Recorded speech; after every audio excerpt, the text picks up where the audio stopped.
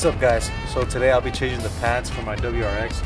I've been hearing a bit of squealing when I was driving, so my pads are probably really thin, and plus when I changed the coilovers I could tell my pads were like really small, so it's about time to change them. So yeah, let's go ahead and change them.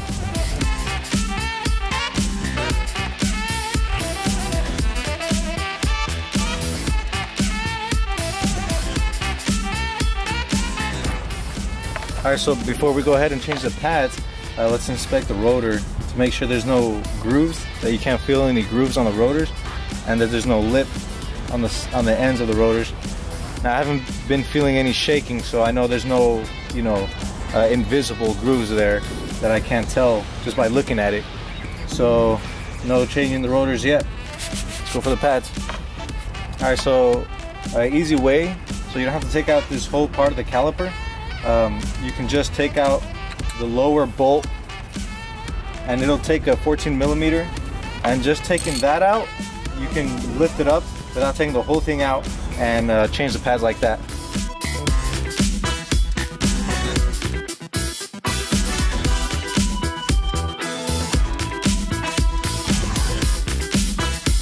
And now we can just lift it up and smoothly take it out from the top. Slowly take it out, and there you go. Now you have easy access to your pads. Alright, an easy way to take the pads off is just kind of do it with a flathead and take them out. So you see now the difference with these is that the pad is a lot longer here. So it kind of has more in a way, but you can see that fat difference between this one and that one. But they'll still fit even though this pad is longer and this one's shorter. They have the same thing in the back, same curve, same dent right there with the clip on the left side, so it's still good to put on. It'll still fit. There's no problem with it. So we got this tool right here. It's especially made for dual piston calipers, and using the old brake, put that there and just push it in, and it'll squeeze these two pistons in. And also a pointer, when you're pushing the pistons in, you want to have the hood open and the brake fluid top off. That way you can release all the pressure.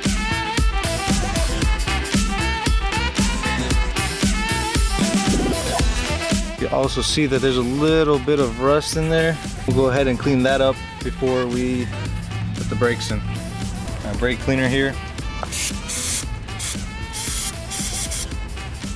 And we'll sand it down, take out the rust.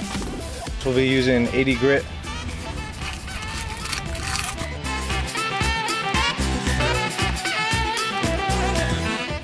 Alrighty, so that's about as clean as I could get them. I don't really have a machine to get deep down in there, but good enough. So next, what I also like to do is clean out the rest where the brakes are. Right here on the hardware, on the rotor too. If you got any brake dust. Next, make sure you put the pad with the clip in back of the rotor. So basically the back of this will face the pistons. What I like to do first is to put grease right here on the sides.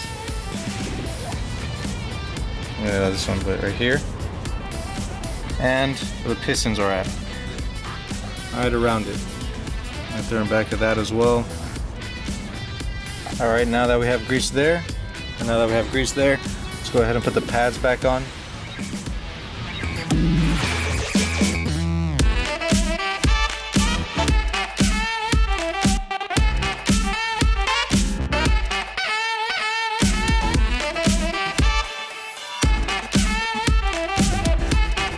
Get it all over the rotor.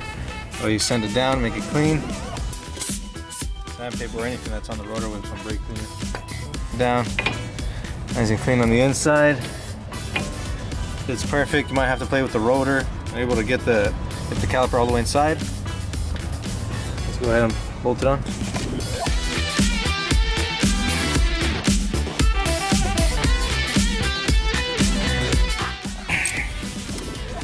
right there, make it nice and tight, and you're good to go. And before you drive, you're gonna wanna go ahead and pump the brakes first, because remember the pistons are still all the way inside, so you wanna adjust it to the new brakes. But before we do that, of course, we're gonna do the other side, and go ahead and get ready to finish up.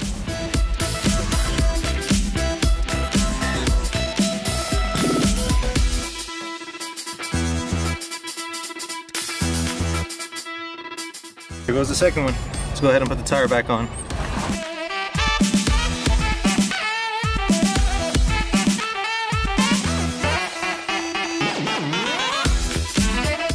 Alright guys, so now we have it all set. Got the wheels in. Let's go ahead and lower the car down. The way those pieces of wood is so that I can lower the car down and still get my jack out, because the car's a little too low to get out just by itself.